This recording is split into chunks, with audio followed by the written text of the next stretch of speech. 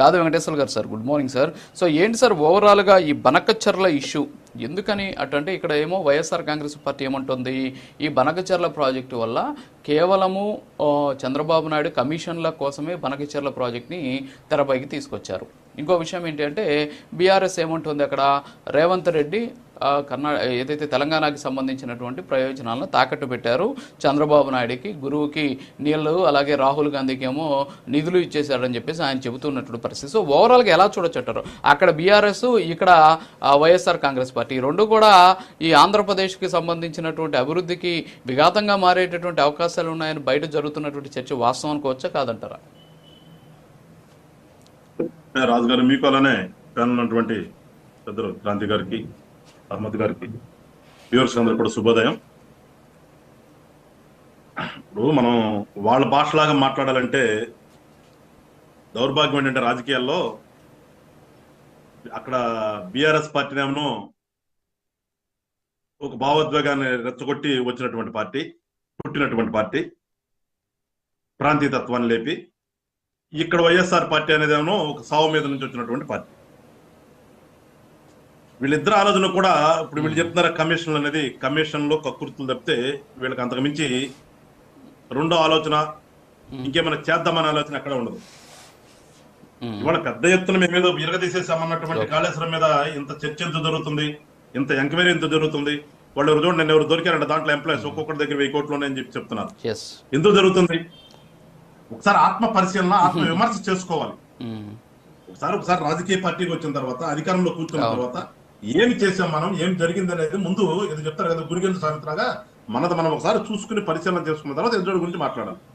అట్లానే ఇక్కడ ఉన్నటువంటి మా రాష్ట్రంలో ఉన్నటువంటి వైఎస్ఆర్ పార్టీ, దాని పుట్టుకేంటి ఇందా చెప్పాను. పుట్టుక ఎక్కడ, ఎలాంటి పుట్టుకది, అసలు ప్రస్థానం ఏంటి జగన్మోహన్ రెడ్డి గారి రాజకీయాల్లో, ఎన్ని కేసులు ఉన్నాయి, ఆ కేసులు ఏంటి, అయినా మన రాష్ట్రం విడిపోవాలని చెప్పేసి ఉద్యమాలు చేశాడా, లేకపోతే రాష్ట్రం కలిసి ఉండాలని ఉద్యమాలు చేశాడా, లేదా ప్రజల కోసం ఉద్యమాలు చేస్తే పెట్టిన కేసులా?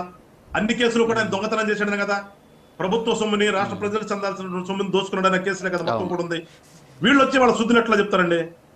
అంటే వీళ్ళ పరిస్థితి చూడండి, లేచిన దగ్గర నుంచి వీళ్ళ ఆలోచన అంతా కూడా ఎటు తిరుగుతుంటది అంటే ఆ డబ్బు చుట్టూ తిరుగుతుంటది. వీళ్ళ ఆలోచన విధానం అంతా డబ్బు చుట్టూతుంటది. అంతేగాని ఒక రాజకీయ పార్టీకి మనం వచ్చామంటే ప్రజలకు సేవ చేద్దామో లేదంటే రాష్ట్రం గురించి ఆలోచించాలన్న ఆలోచన వీళ్ళకి రాదు. అసలు ఆ ఆలోచన వస్తే ఇది ఉండదు. వీళ్ళకి ఎంత చెప్పున్నా కానీ వీళ్ళకి, ఎందుకంటే వీళ్ళు పార్టీకి ఎందుకు పెట్టారు, లేకపోతే రాజకీయ నాయకులు అవతారం ఎందుకు ఎత్తారంటే వీళ్ళు దీన్ని కూడా ఒక వ్యాపారంగా ఎంచుకున్నారు. రాజకీయాన్ని సేఫెస్ట్ బిజినెస్ అయింది. ఇవాళ అధికారం ఉంటే మనం ఏమైనా చేయొచ్చు, ఎవరు రారు కదా మన మీదకి.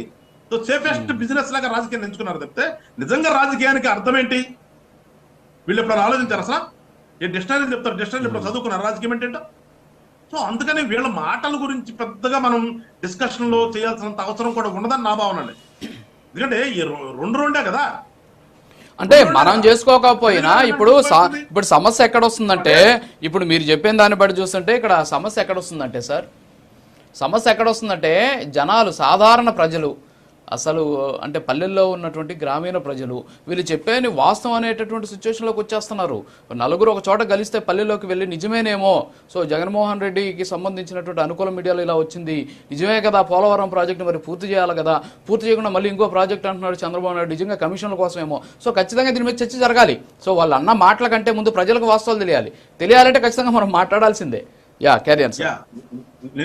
ఏంటంటే ప్రజలు మనము అనుకున్నంతగా ప్రజలు ఆలోచిస్తారు అని మనం కూడా అనుకోవసరం లేదండి. ఎందుకంటే ప్రజలకు కూడా నిజం తెలుసు. నేను ఇందా చెప్పిందే ఉదాహరణ, జగన్మోహన్ రెడ్డి అనే వ్యక్తి రాజకీయాల్లో ఏ రకంగా వచ్చాడు, ఎన్ని కేసులు పెట్టుకుని వచ్చాడు, ఎంతగానో లోపల ఉండొచ్చాడు. సో అది కూడా తెలుసు కదా ప్రజలకి. తెలిసినప్పుడు కొంచెం మనం మాట్లాడే మాటకి విశ్వసనీయత ఉండాలంటే మన క్యారెక్టర్ని బట్టి కూడా ఉంటది. మనం కూడా నేను నిజం చెప్తాడు, అబద్ధం చెప్తాడు అనేది ప్రజలు వేరే చేసుకుంటారు. లేచిన దగ్గర నుంచి అబద్ధాలు చెప్పేవాడు మాట ఉండదు, ఆరాడు మామూలు అంటారు. చిన్నప్పుడు మనం చదువుకుంటాం కదా, నాన్న పులి, వాడు మాట్లాడితే పులి పులి అని నిజంగా పులి వచ్చినప్పుడు పట్టించుకోవాలి తండ్రి. అట్లా ఇక్కడ కూడా లేచిన దగ్గర నుంచి అబద్ధాలు చెప్పేవాడు మాటలు వింటారని చెప్పేసి మనకు అనుకోవాల్సిన అవసరం లేదు. ఇంకోటి ఏంటంటే రాష్ట్రంలో ఎప్పుడైనా ప్రభుత్వంలోకి ఒక పార్టీ గెలిచి ప్రజల నుంచి గెలిచి ఒకసారి ప్రభుత్వంలోకి వచ్చిన తర్వాత దాని విధి విధానాలు ఏంటి, అభివృద్ధి చేయాలి. ఆ అభివృద్ధిలో భాగాలేంటి, ఒక్కటిదాంతో ఆగిపోదు కదా, 1 by 1 చేసుకుంటే ఎంతారో చేయాలి. ప్రతి దాంట్లో కమిషన్. అందుకనే ఉంది వీళ్ళ ఆలోచన విధానం ఎంతసేపు ఆ డబ్బు చుట్టూతా, ఆ కమిషన్ చుట్టూతో తిరుగుతుంటది. కాబట్టి వాళ్ళు అదే మాట మాట్లాడతారు, అంతకుమించి ఏం మాట్లాడతారు వాళ్ళు? ఇప్పుడు గత 5 సంవత్సరాలు ఏం చేశారండి జగన్మోహన్ రెడ్డి గారు? ఎక్కడైనా ఒక రాయి పెట్టాడా? ఒక రాయి పెట్టి ఒక ఏదంటే మేము ఒక టాపీతో ఒక సిమెంట్ తీసుకుని వేసాడు ఎక్కడైనా ఉందా అసలు? అది రాష్ట్రంలో 5 సంవత్సరాల్లో ఆయన చేసింది ఏదైనా చెప్పండి ఏమన్నా.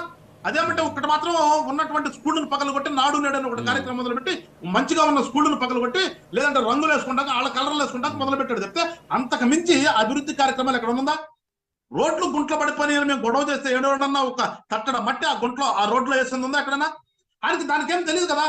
ఆయనకి ఎంతసేపు ఏంటంటే కమిషన్ దేంట్లో వస్తుంది, మనం ఏ పని చేస్తే దాంట్లో కమిషన్ మనకి వస్తుంది, అందుకని ఏ బటన్ నొక్కే కార్యక్రమం ఎంచుకున్నాడు. లేదంటే ఇవాళ జరుగుతున్నటువంటి మద్యం కుంభకోణంలో జరుగుతున్నటువంటి చూస్తున్నాం కదా, ఎన్ని బయటకు వస్తున్నాయో ఒక్కొక్కటి ఎంత కొట్టేశాడో.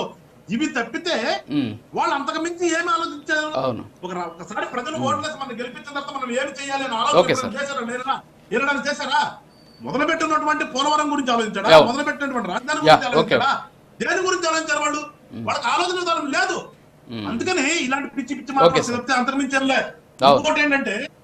ఇంకోటి ఏంటి వీళ్ళు ఏం మాట్లాడుతున్నారు? వీళ్ళు 10 సంవత్సరాలు మనకి టైం ఉంది కదా, ఉమ్మడి రాజధాని అనేది 10 సంవత్సరాలు ఉమ్మడి రాజధాని ఉన్నప్పుడు మీరు ఎందుకు రాజధాని మొదలు పెట్టారు? ఇంకా టైం ఉంది కదా మాట్లాడి ఈ పెద్దలు. మరి వాళ్ళ ఇద్దరు ముఖ్యమంత్రులు కలిస్తే దానికి ఏదో సిరవల పలవల స్టోరీలు రాయాల్సిన అవసరం ఏంటండి? అదేమంటే మాట్లాడతాం కదా, మనం విడిపోయినా కానీ అన్నదమ్ములమైన మనం మన ఆత్మలు ఒకటేను మనం అన్నటువంటి ఈ పెద్ద మనుషులందరూ కూడా ఇవాళ ఇద్దరు కలిస్తే ఎందుకు తప్పుపడతారన్న అసలు కలవడం తప్పేంటి? ఇందా క్రాంతి గారు చెప్పారు, అదే దాయాదైనటువంటి పాకిస్తాన్కి మన దేశం నీళ్ళు ఇస్తున్నాం. మనం శత్రువుగా భావించినటువంటి శత్రువే, మన శత్రువుకే నీళ్ళు ఇస్తున్నాం. మొన్న పరిస్థితుల వల్ల ఆపేశారు. అలాంటి పరిస్థితుల్లో ఉన్నప్పుడు ఈ ఉన్న వేస్ట్ అయిపోతున్నటువంటి వాటర్ని ఏ రకంగా ప్రజలకు ఉపయోగం ఇచ్చే విధంగా చేయాలి అని ఒక ఆలోచన చేయడంలో దాంట్లో కూడా కమిషన్ లేను, దీంట్లో కమిషన్ లేను అంటే వీళ్ళ బతుకు ఎంతసేపు ఉన్నా ఆ కమిషన్ల బతుకు కాబట్టి అదే మాటలు వస్తుంది తప్పితే వీళ్ళకి మంచి మాటలు రావు. అందుకని ప్రజలు ఖచ్చితంగా అర్థం చేసుకుంటారు ఏది మంచో ఏది చెడో ప్రజలు వీళ్ళు మాట్లాడే మాటల్ని విశ్వసిస్తారని నేనైతే అనుకుంటున్నాను. Okay sir.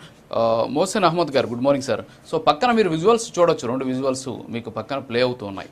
ఒక దాంట్లో ఏమో జగన్మోహన్ రెడ్డి గారు కేసీఆర్ ఇంటికి వెళ్ళి ఆ కుటుంబంతో కలిసినటువంటి వీడియో, దాని కింద ఏమో సిఆర్ పాటిల్ గారి సమక్షంలో చంద్రబాబు నాయుడు గారు అలాగే రేవంత్ రెడ్డి గారు కేంద్ర రాష్ట్ర మంత్రులు వీళ్ళంతా కూడా కలిసినటువంటి ఫోటో.